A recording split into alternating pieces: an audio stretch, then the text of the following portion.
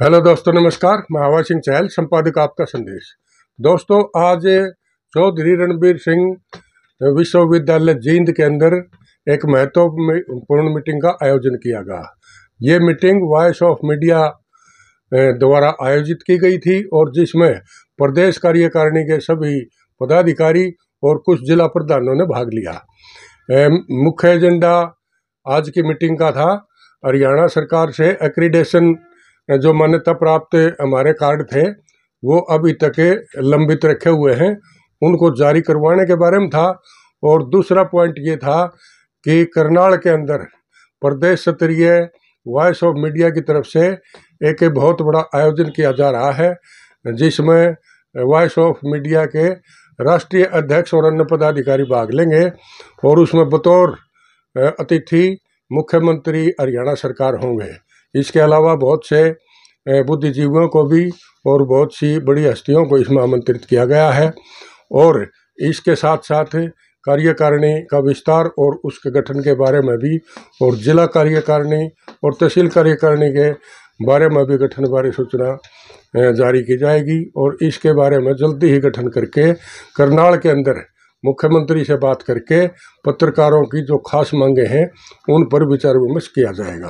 तो इस सिलसिले में कुछ वानगी मैं आपको दिखाऊंगा, जहां वाइस चांसलर जी हमारे साथ थे चौधरी रणबीर सिंह विश्वविद्यालय जींद के अंदर। आइए लिए चलता हूं आपको उस सेमिनार के अंदर यूनिवर्सिटी में।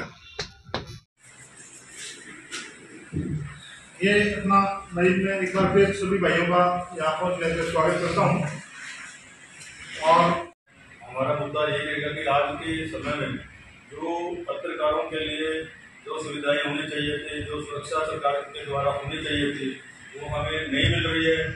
जो अधिकार एक हमें मिलने चाहिए थे अन्य कंट्री की अगर हम बात करें, दूसरे विदेशों में अगर हम बात करें तो पत्रकारों को बहुत ही अच्छे ढंग से सारी सुविधाएं मिलती हैं।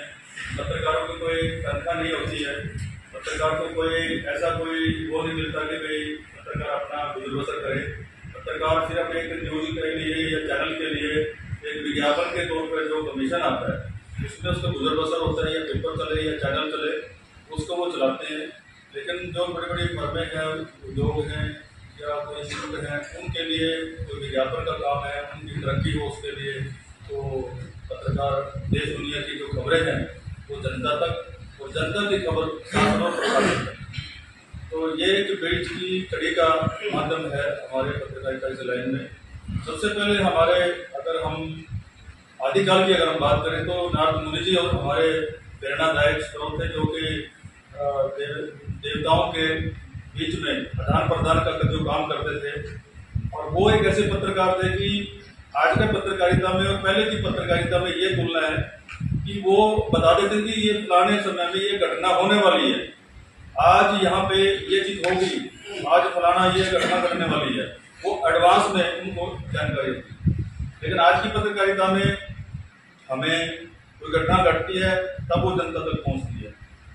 घटना ना घटे, घटना क्यों घटे, असली पत्रकारिता वो है कि जो उससे पहले जो चीज, जैसे हम जिसको हम आज सीआईडी कहते हैं कि सीआईडी है, आप जो बात कर रहे हो तुरंत वो शासन तक पहुंच जाएगी। तो वो चीजें का काम है। बहुत सारे पत्रकार हैं जिनकी अलग अलग ख्याति रही हैं। कोई क्राइम की रिपोर्टिंग में करते हैं, अपने आप को जान जोखिम में डाल करके क्राइम की रिपोर्टिंग देते हैं।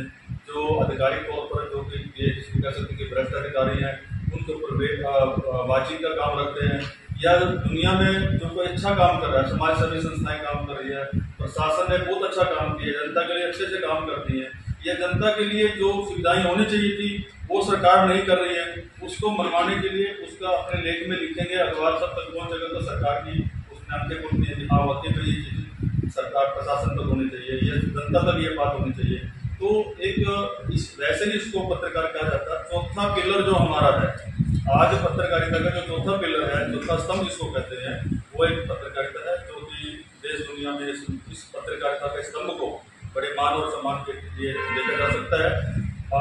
शासन के जो लोग हैं, प्रशासन के जो लोग हैं वो वेतनभोगी हो सकते हैं, लेकिन ये एक ऐसी कौम है, ये एक ऐसी बिरादरी है जो बिना किसी लोक लालच के काम करती है। ना इनको तनख्वाह का लालच है, ना इनको हो सकता है कि पूरा दिन भूखे प्यासे रहे, रात को 12-2 बजे तक 3 बजे तक रिपोर्टिंग करें। ये और आपने देखा होगा कि पीछे उत्तर प्रदेश में 5 पत्रकारों को मारा गया था कि उसमें उनका जो है ना गुनाह इतना था कि वो माइनिंग की जानकारी सरकार तक पहुंचा रहे थे, वो आगे जानकारी ना जाए उनको वहीं पे जिंदा रोक काट दे। इस तरह के बहुत सारे पत्रकारों के साथ बहुत सारे अनर्थ होता है जो कि देश की तरक्की में इस तरह के जो काम करते हैं, चाहे वो शासन का आदमी है, चाहे प्रशासन का आदमी है, ये घातक है। अगर देश को एक अच्छी राह दिखाने वाला है तो ये एक ऐसी कौम है, एक ऐसी बिरादरी है जो देश को मार्गदर्शन करता है। अदरवाइज जिस दिन पत्रकारिता खत्म हो जाएगी उस दिन हमारा देश सुरक्षित महसूस नहीं करेगा। असुरक्षित का भाव रहेगा तो जिस दिन हम पत्रकारिता खत्म हो जाएगी, जिस दिन पत्रकारों को दबाया जाएगा तो हमारे देश के ऊपर कोई बड़ा क्राइम होने वाला है, हमारे देश की जनता के ऊपर कोई बड़ा अनर्थ होने वाला है। ये आप लोगों के सामने आ जाएगा। आज जो अगर हम सरकार की बात करें कि हमारा हरियाणा सरकार है कि पत्रकारिता को बंद करे, उनको इतने % लोगों को रखे, इतना ना रखे, जो ये मतभेद है। जनता की एक डिमांड है, जनता के जो उद्योगपति कहते हैं अंबानी अडानी को, ये 2 ऐसे उद्योगपति है जिनको बहुत सारे प्रोग्रामों, बहुत सारे प्रोजेक्ट दिए जा रहे हैं, लगातार दिए जा रहे हैं।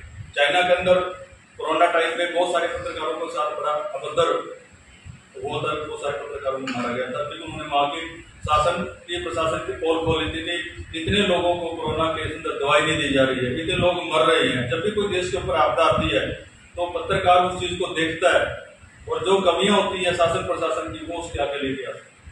और उस कड़ी में जब पत्रकार का एक रोल होता है, उस बात को जब वो दिखाता है तो किसी न किसी को तो ठेस पहुंचेगी, कोई भ्रष्टाचार जो वो है शासन है उसको पहुंचेगी, या जिसने उस चीज को खा लिया है उसको पहुंचेगी, वो उसको फिर मरवाने का काम करता है। तो हमारे जो देश के वीर सूरमा है वो आज देखिए पत्रकारिता के तौर पर काम कर रहे हैं। हम हमारा जो वजूद है बेहतर बना रहे हैं, हमारे बच्चों को